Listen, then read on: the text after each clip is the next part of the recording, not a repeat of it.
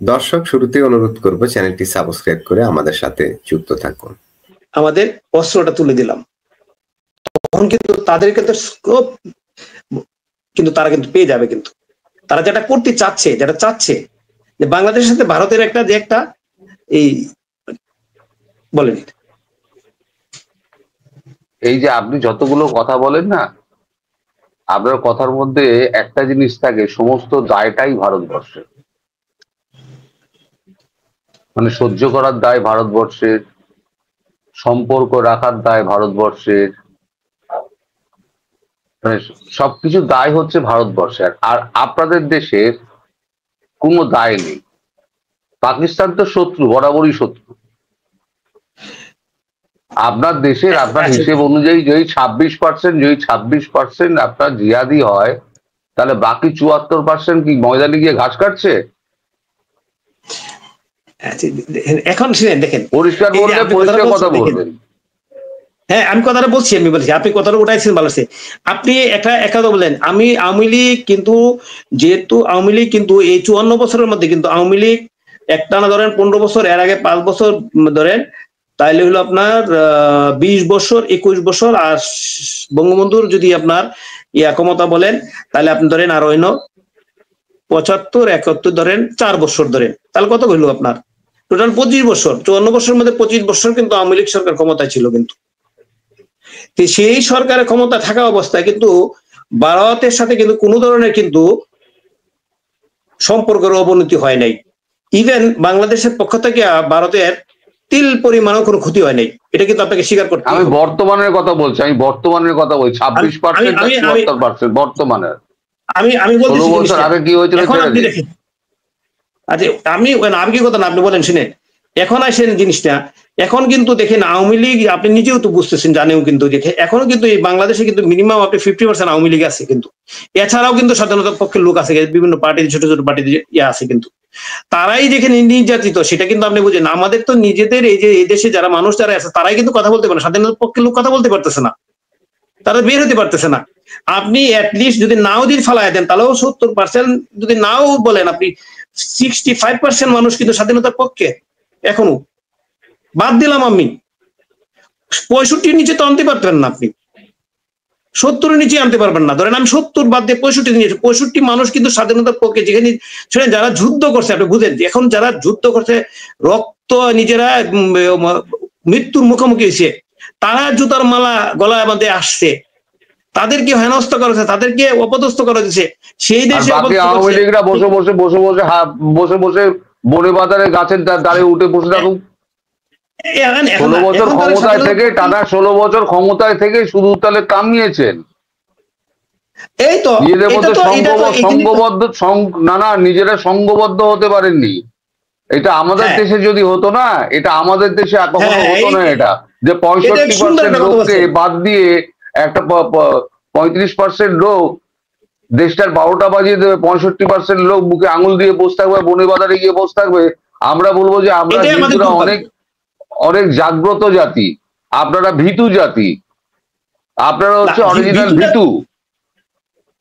আপনারা প্রতিবাদ করতে পারেন না। যদি 65%, যদি আপনি আমার কথা শুনুন, যদি 65% স্বাধীনতার পক্ষের লোক হয়ে থাকে, তাহলে প্রথম দিন থেকে রাস্তায় নেই কেন? ভয়ের চোটে সব পালিয়ে গেল, নেতাগুলো সমস্ত পালিয়ে গেল, সমস্ত ভয়ের ভেতরে ঢুকে গেল, দেশটা অরাজক পরিস্থিতি হয়ে গেল। আপনার কথাটা কিন্তু আমি কিন্তু মাথা পেতে নিলাম, কিন্তু এটা সত্যি কথা যে আপনার যে বিগত শাসক যারা ছিলেন, তারা কিন্তু এই যে স্বাধীনতার পক্ষের যে জিনিসটা, যে আমাদের মাসুদ ভাই বলে বা আপনি সবসময় বলতেছেন যে ইতিহাসটাকে সুন্দর করে পড়ানো হয় নাই, এটা কিন্তু ব্যর্থতা। আমরা তো কিন্তু সমালোচনা আমরা করি, কিন্তু এটা আমরাও কিন্তু গন্ডগোলটা কোথায় জানেন? গন্ডগোলে আসল জায়গাটায় আপনারা ঢোকেন না। আমি বিদেশে বসে যেটা বুঝতে পারি গন্ডগোলটা কোথায়, গন্ডগোলটা হচ্ছে শেখ হাসিনার মধ্যে ছিল। তিনি আশেপাশে যে গোটা 10-15 লোক রেখে দিয়েছিলেন, আর তাদের ডিসি আর যত মানে কর্মকর্তা আছে, তাদেরকে দিয়ে তাদের উপর নির্ভরশীল হয়ে উনি দেশ চালিয়েছেন। আর যারা একেবারে রুট লেভেল আওয়ামী লীগ নেতা, তারা কি পেয়েছে আপনি বলুন তো আমাকে? না একটা সরকারি চাকরি পেয়েছে, না তারা প্রপার মানে দলের থেকে কোনো মানে সুযোগ পেয়েছে বা দলের স্বীকৃতি পেয়েছে, না তাদের অর্থনৈতিক অবস্থার উন্নতি হয়েছে, তাদের কি হয়েছে? যা লুটেছে ওই আশেপাশের লোকগুলো লুটেছে। আমি কথা বলি তাদের জন্য, শুনুন রবিকুল ভাই, আমি তাদের জন্য কথা বলি যারা এই নির্যাতিত আওয়ামী লীগ, যারা মাঠে ঘাটে ঘুরে বেড়াচ্ছে, যারা আজকে ঘর দোর ছেড়ে বনে বাজারে পড়ে রয়েছে আতপেটা খেয়ে না খেয়ে, আমি তাদের কথা বলি। আমি চোর নেতা কথা বলি না, সব কটা চোরটা চিটিংবাজ, সব কটা।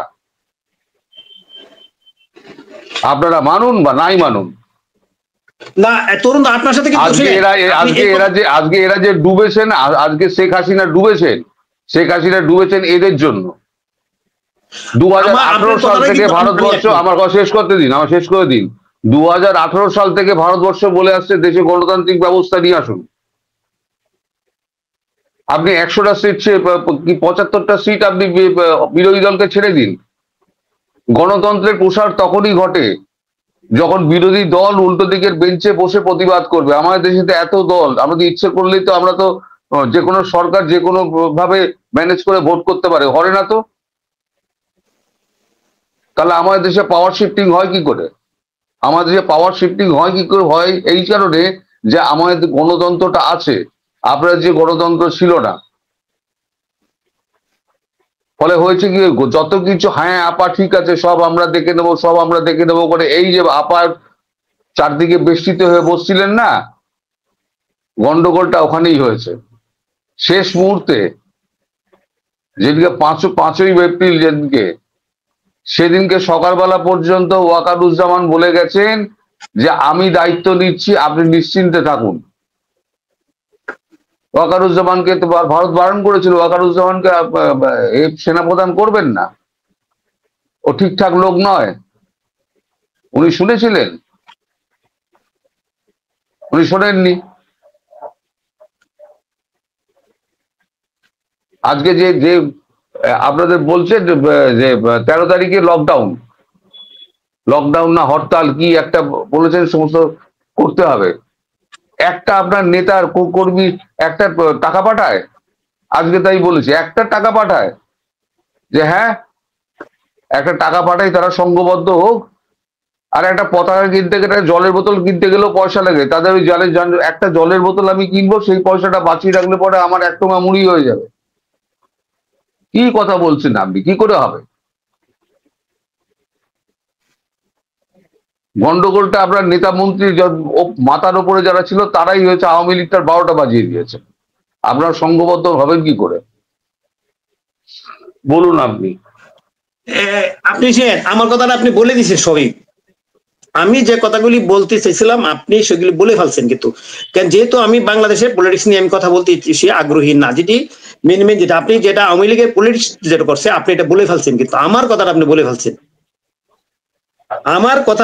বলে ফেলছেন। দেখেন তাহলে এই যে আপনি দেখেন যেখানে গণতন্ত্রটাই ঠিক মতো রাখে নাই, আপনি কোন মুখে মানুষের সাথে কথা বলবেন? উনি আসলে কেন এই রাজনীতিটা এইভাবে এদিকে নিয়ে গেল বলেন? আওয়ামী লীগের উনি এত এক্সপিরিয়েন্স মানুষ, এত অভিজ্ঞ মানুষ, সারা বিশ্বের নেতাদের সাথে তার একটা আপনার টেকনিক্যাল আপনার ছিল, তার ওঠাবসা ছিল। সেখানে তার যে দলের চামচা আছে কিছু সংখ্যক, তাদেরকে উনি চিনতে পারলো না, বুঝতে পারলো না। তৃণমূলে কি হয়েছে আপনি দেখেন। আমি একটা জিনিস আমি বলি আপনাকে, আজকে বলি, দুঃখ করি বলি, আমি তো আওয়ামী লীগ করি না, আমার আমি আওয়ামী লীগের দল করি না, কিন্তু আমি স্বাধীনতার পক্ষে কথা বলি। আমাদের যে লাস্ট সেক্রেটারি, একটা মানুষ একবার সেক্রেটারি হলে তার সম্বন্ধে বোঝা যায়। দ্বিতীয়বার কিন্তু করা হইল,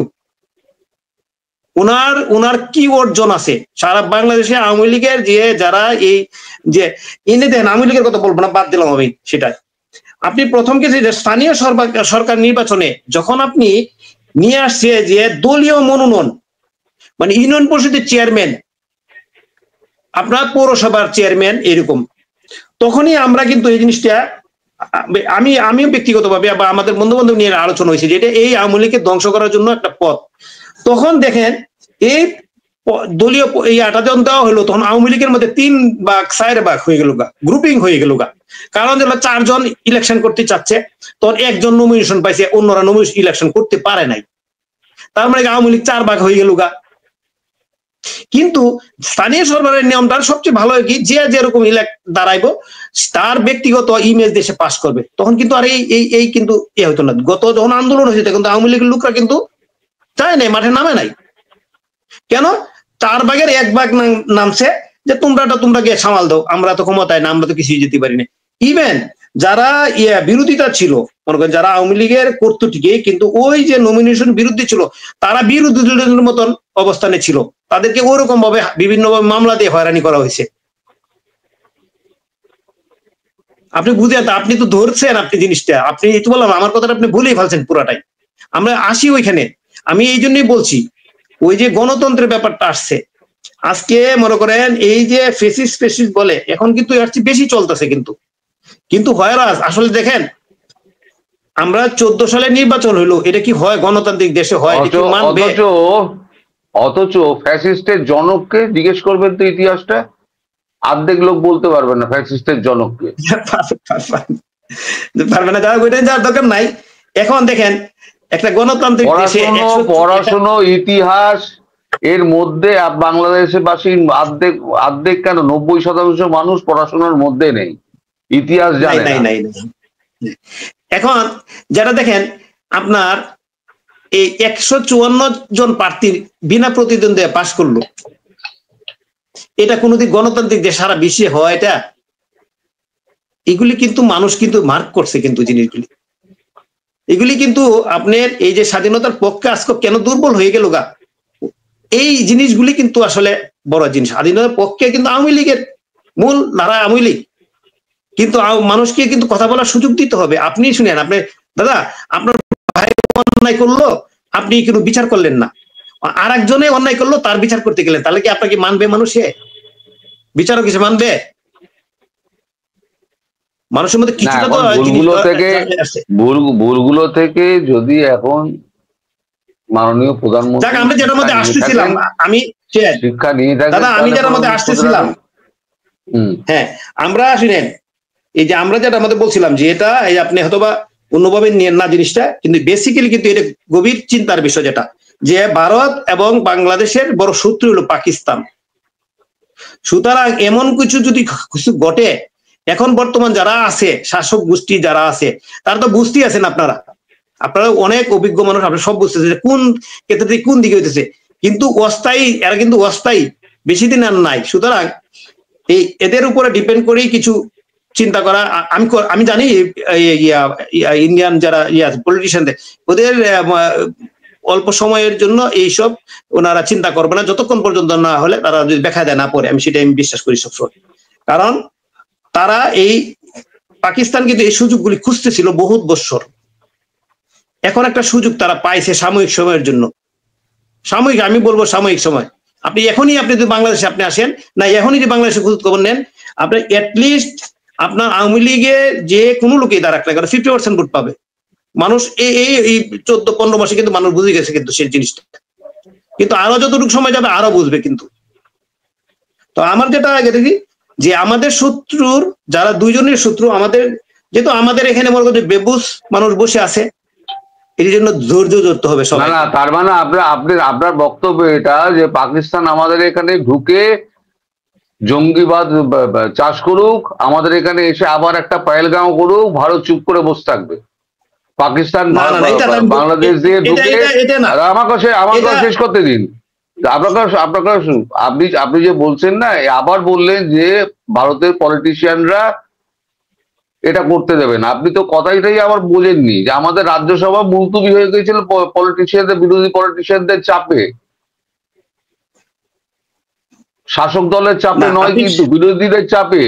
দ্বিতীয় কথা হচ্ছে যে হুমকিগুলো পাকিস্তান দিচ্ছে যে আমরা পূর্ব দিক হয়ে আমরা আক্রমণ করব, তার মানে কি আমরা বসে থাকবো? আগে পাকিস্তান আক্রমণ করুক, আমার এখানে 150-200 লোক মরে যাক, তারপর আমি অ্যাকশন নেবো? না, এটা আমি কিন্তু বলি না, কিন্তু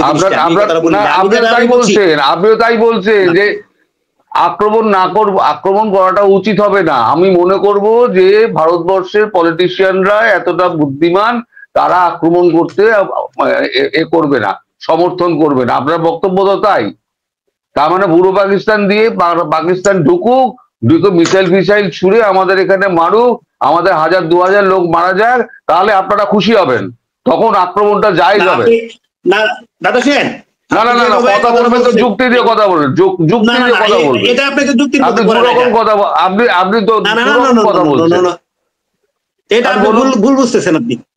আপনি ভুল বুঝছেন কেন? আমি সেন, আপনি যেটা বলতেছেন যে এই বাংলাদেশি না আপনাদের না আক্রমণ করবে বা করতেছে, এই কথাটা বলতেছেন। আমি সেই কথাটা বলতেছি না। আমি বলতেছি যে যারা এখানে ইন্ধন যোগাচ্ছে, এটা কিন্তু আপনারা বলতেছেন, আমি বুঝতেছি। কিন্তু আমি কিন্তু সবসময় এটা বলছি যে এই ধরনের সিচুয়েশন যাতে গ্রো না করে, না হোক, এটা আমি চাই। কিন্তু যে আমি কিন্তু বারবার বলছি যে ইন্ডিয়ান যে প্রোডাকশন যারা ওনারা তৈরি করতেছে, যে আপনাদের সেনা ক্যাম্পগুলি তৈরি করতেছে, আমি কিন্তু এই কথাটা বলতেছি যে তারা তাদের প্রোটেকশন নিবে, এটি স্বাভাবিক। কারণ যেহেতু গরম বাতাস আসতেছে, সেই শীতে তারা কিন্তু এই ধরনের প্রোডাকশন কিন্তু তৈরি করতেছে, এটি স্বাভাবিক। এটা কিন্তু আমি কিন্তু এটা কিন্তু পক্ষেই বলছি। কিন্তু কারণ তাদের দেশে প্রতিরক্ষার জন্য তারা যে কোনো জিনিসই করবে, এটা স্বাভাবিক, অস্বাভাবিক না। যেহেতু বিভিন্ন অঞ্চল থেকে, এই যে আপনি বললেন যে পূর্ব দিক থেকে আক্রমণ করে, এটা কিন্তু পাকিস্তান সেনাবাহিনী বলছে। কিন্তু না, পাকিস্তান সেনাবাহিনী বললো না, কি না মন্ত্রী বলছিল পূর্ব দিক থেকে। এটা কিন্তু আরো 2 মাস আগে কিন্তু কথা বলছে।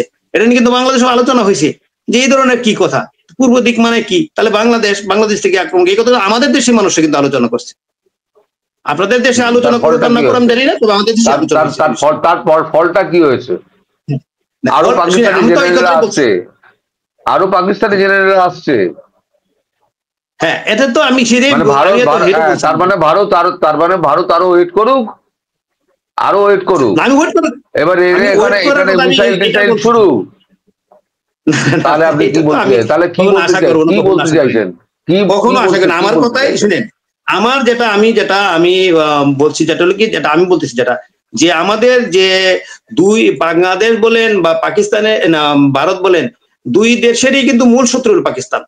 এখন যেহেতু তারা একটা সাময়িক সময়ের জন্য স্কোপ পাইছে যে একটা বিশৃঙ্খলা তৈরি করার জন্য, ওই ধরনের একটা পায়তারা করার চেষ্টা করতেছে। সেক্ষেত্রে ভারত তার যে প্রোটেকশন তৈরি করতেছে, প্রোটেকশন লেভেল তৈরি করতেছে, সেটা আমি কিন্তু বলছি যে এটা একদম যুক্তিসঙ্গত ঘটনা। কারণ তার দেশের প্রোটেকশনের জন্য সে কাজ করবেই, কিন্তু এটাই কিন্তু আমি বলছি, এবং এটার পক্ষে কিন্তু আমি বলছি।